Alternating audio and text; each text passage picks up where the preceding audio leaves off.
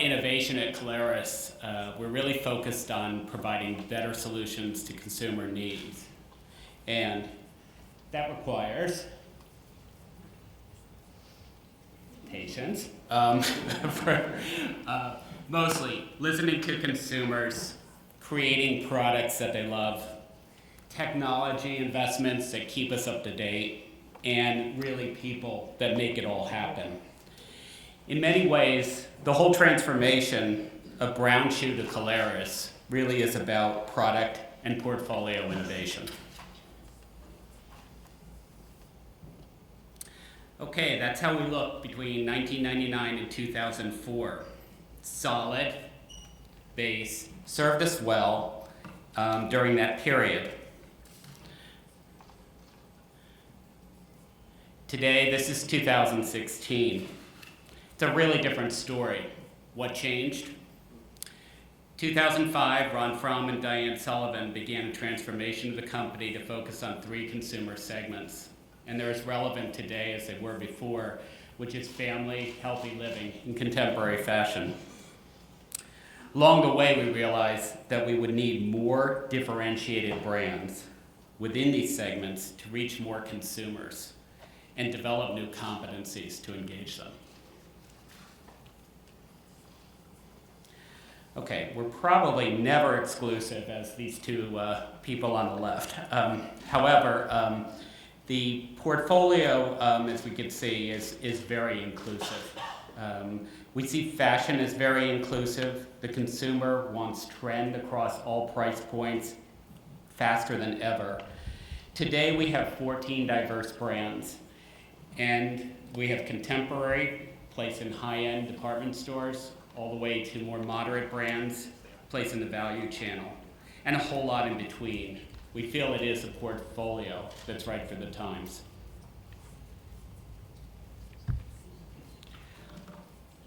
Along the way, we've made significant investments in sourcing and product development to keep up. We have full offices in both Asia and Europe, allowing for deep core capability with some of the best factory partners that are available today. And working with them, we are developing new technology, particularly in design, that helps us in guiding forward.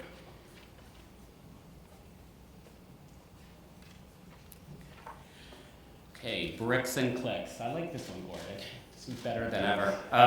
Around 2009, we put in a first-class direct-to-consumer program with continuous enhancements that allows us to keep up with demand.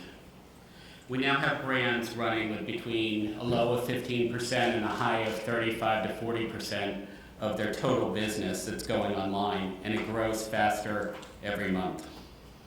In addition, all of our own brands at Caleres have their own e-commerce enabled websites, and our newly established team has been put into place this year to run them, and we're working currently with outside groups to basically evaluate the customer feedback.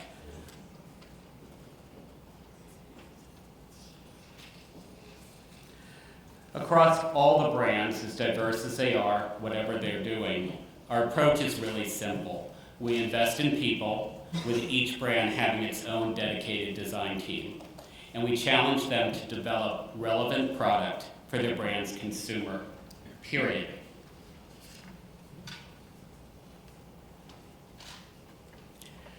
Our decision to enter the men's fashion business was somewhat natural. It started with our partnership with Vince, and it was amplified with requests from our retail partners, along with certain other customers, and we also had a lot of our factory partners were making both men's and women's shoes. We added a highly skilled design team and a significant back-of-house team, and it has grown into a meaningful component of the Vince business within 3 years.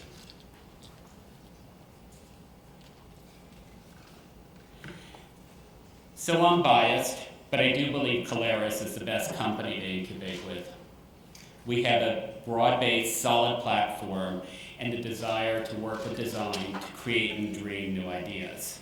So while I'm on it, I'll let Gordon speak to our newest brand incubation, which is George Brown. Although in another way, George is not our newest, He's actually been patiently waiting for his moment for over 150 years, as it is a new men's brand based on our founder. Gordon? Right. So Michael Atmore asked a designer to speak at 9 a.m. in the morning.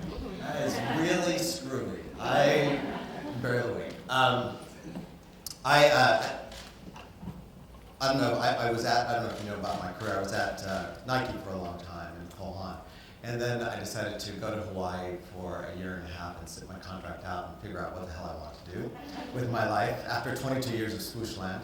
And I got a call from Diane Sullivan saying, hey, we kind of want to get into the men's business. Would you sort of be interested in coming and talking to us about, just men's and whatnot? So sure. So I came to New York. And this is the part of the story where be careful what you wish for or ask or say in a meeting. She was talking about the change from brown shoe to Caleres, and I was like, oh, that's great, that sounds really cool. And she goes, well, I just blurted it out, so what are you going to do with the brown name? I mean, it's a great name, on. I said, it's probably pretty appropriate for men's. Boom! She lasered in on that, and I got definitely the eyes at me going, ooh, there's an idea. So the idea of creating a men's collection out of brown shoe was really just kind of this very haphazard conversation, but it turned into something I think is really kind of a fun story. That's what I want to share with you today, is a little bit of the journey.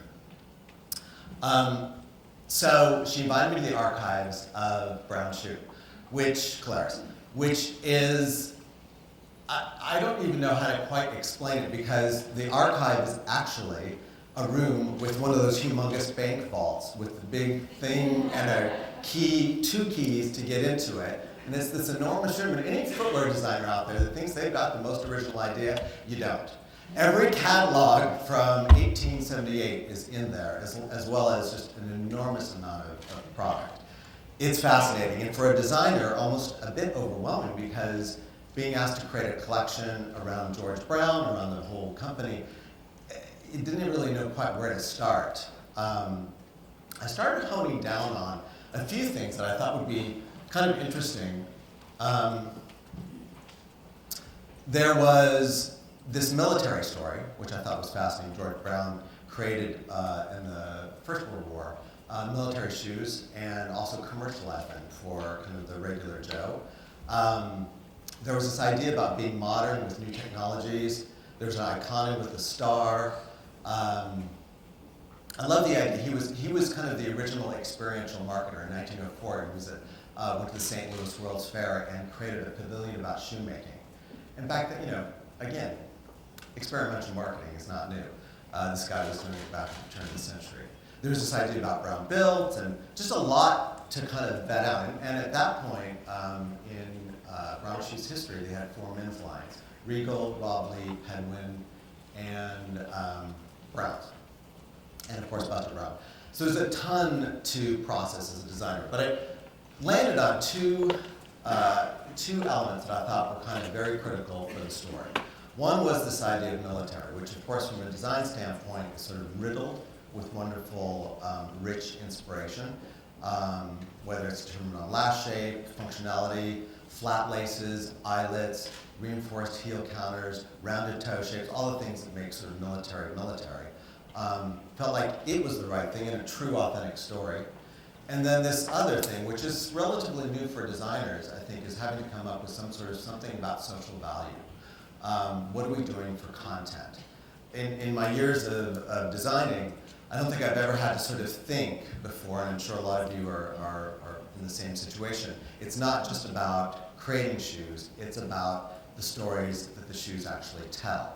So we needed a vehicle to do that. So we took the Brown Built, which is an authentic way of George Brown telling the story of how constructions were made in each box of the shoe. Back in the turn of the century, you got this thing called Brown Built. It checked off how the shoe was actually built. I'm using that now as a vehicle for storytelling and for communication, which I think is interesting. So it's not just about sort of design, it's about how we talk about shoes, how we sell them, how the storytelling is about them, how they're connected to society, and we have to create something of that in that vein. We're using on the military end a way of also definitively kind of how we segment our line from that. Is the officer, which is a little more dressed up, enlisted, which is what I'm wearing, a little more casual field, which is outdoor, and then for spring we've got basic training, which is more athletic. So those stories then translate over to the brown-built idea of communication. And this is the thing that I think is, again, it's for a designer, it's terrific and also extremely scary because it's not just good enough to come in with a great looking shoe. That shoe's got to tell a story. It's actually got a backstory. It's how it's connected to a bigger idea. And all of these vehicles that we have at our disposal, how we're going to tell that kind of social content. We have some great alliances with Vice, with SWG, Paul Wilmot, a ton, but it is all these ideas of how you create product and then actually how you engage the consumer and how they're looking at the product and hearing the story about the product itself. So that's where we are. Questions?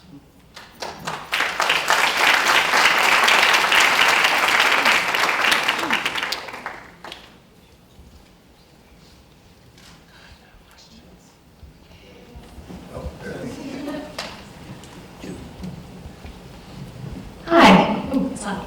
My question's for Jay. Yes. You mentioned that there are several segments of the business, and I was just kind of curious which segment you see the most potential for in the coming years, months.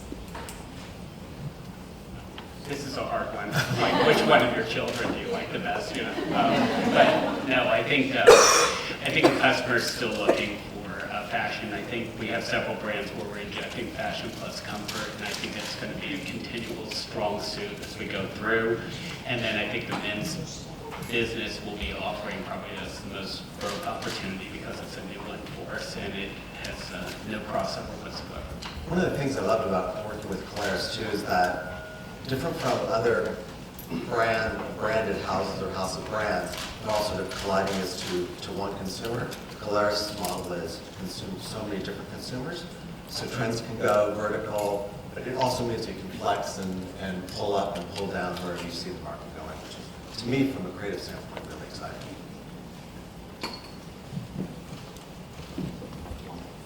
Yes. I'm curious, from one designer talking to another, Uh-oh. how long... Line you want. Don't speak at 9 a.m. I love the idea of connecting a story to product, and I think it's really essential, but often there's not enough time to do that. And I'm curious, from the conversation you had with Diane to the launch of the Brown line, how much time did you have to create not only the You know Diane? the concept, but Right. the story and the packaging, because all of that makes a difference, and I know it's not easy to do that. Yeah, it was definitely a challenge. I mean, in my, I'm used to the Nike juggernaut of designing, 18 months, 24 months ahead of time. So this was very different. First collection, we came in a very, very simple, very minimal, just 3 looks, a few different patterns. We've been able to use the time from market to actually content creation. So we're in the middle now of creating content for the website. We have 3 movies coming out, 3 videos coming out, each one about the Fulton, the Bradner, and the Wright. So we were able to use that lag time. I think that's the way the story's going to go. When you launch a product, you use the selling time to create the content, so then they align up.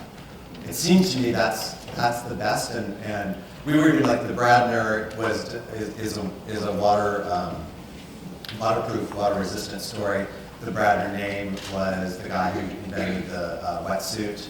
And so we're trying to, not again, don't just go so linear as to it's a nice shoe. The shoe's named, it's got a story. And so how can we pull that, again, for content creation, for rallying other people into the brand, for connecting it to a bigger idea, all of those things. So it started at the very beginning, waterproof, and then what does that actually mean to the world of wet, basically? I think we were probably giving a whole cycle to consumer less than 12 months. Oh, definitely less, yeah. That's 9, I would say. It was fast. Straight out. And, I always think it's too slow. And Gordon's like, I can't believe you're rushing these. So, the state of our existence from. Again, I'm used to the Nike. This was an entirely different game. I think the biggest challenge is when you're looking at, the white space might be there and it might not be there forever. so the interest in moving with speed is more important, and it's not just, how quickly you make the product, but really how quickly you fill that and jump that.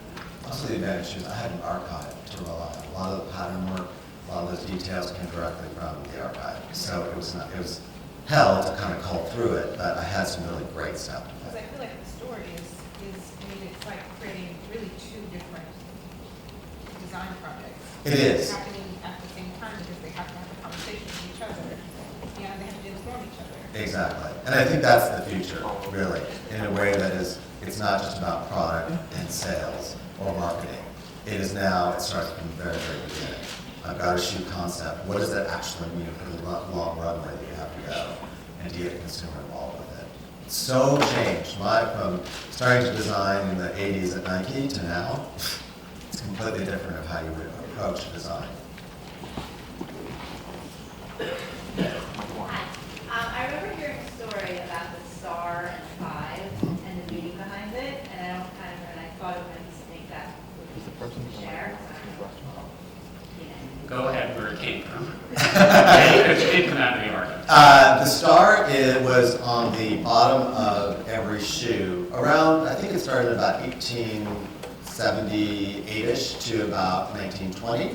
On the stamp at the bottom of the shoe was a star, 5-star, and the number 5 and star. And if the shoe broke, if you had a problem with it, George Brown would refund it, give you $5 back, resell the shoe, and return it. It was like a hallmark of quality. And in the box, there was this thing called Brown Built. And there were 5 different elements of how a shoe was built. The last, the bottom, all of the kind of components. And everyone was checked to make sure it was actually built correctly. It's great. I mean, again, you can't make that shit up. It's really, really cool to be able to have that at your fingertips. So what we did when we moved from Brown to Caleres is that we did incorporate the star by the star under the Caleres, and that really stands for the quality and fit that we really can feel is our promise across all of our brands. And it's really been held as kind of a new standard for us to live up to. And it's kind of neat that it started somewhere that really feels personal. So everyone's kind of really moved behind it from design, product, and sales. It's wonderful because, again, sort of being offered the opportunity to create a collection. Yeah, that's happened in my career, but not with so much depth and such a strong foundation to stand on, and so much at my fingertips to play with. It's great.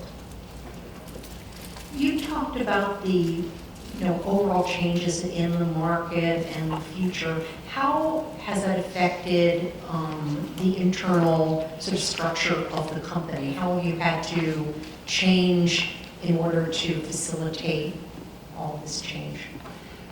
Well, obviously, first is that we're putting much more effort behind our direct-to-consumer business, all of our online businesses. So we do have a newly installed team after that, but we've been working on it for a long time, obviously. So that's probably the most significant change. I think the other piece in terms of our structure is that we really have to become much more nimble to handle the speed piece.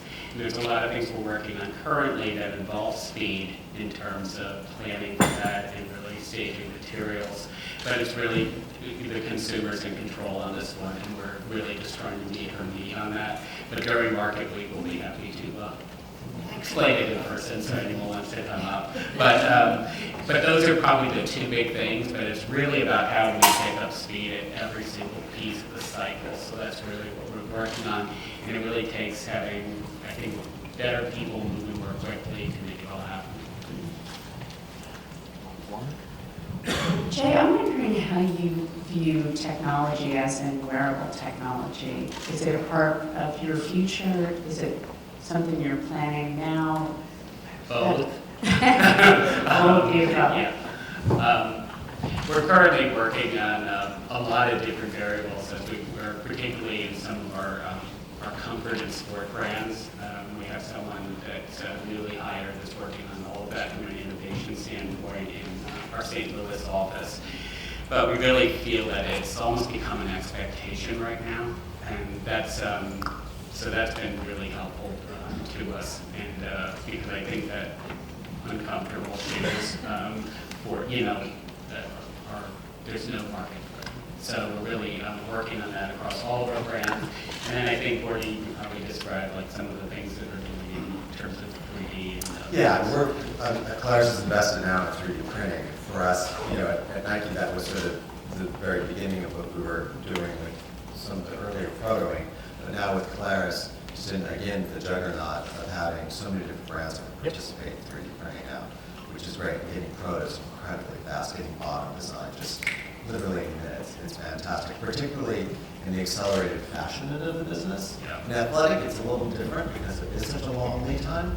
For fashion, it's so quick, so 3D printing, in a weird way, makes actually more sense for us than it does in athletic. So we're taking big advantage of that. And manufacturing, just simpler manufacturing, less stitching, less seaming, all that sort of stuff. Again, on wearable technology, though, I'm a big proponent of, yeah, it's great, but what do you do with the data? And I think a lot of people sort of have a lot of whiz-bang ideas about what you can do with it, but in reality, you're giving someone data, what do they do? How do they process? Are you an expert to give them, you know, notes or ideas as to what to do with that data? So I'm always a little leery of people that get into wearables, unless you can stand on a foundation of great authority about something. It's just information at you, more information at you. Personal opinion. Scarred by Nike.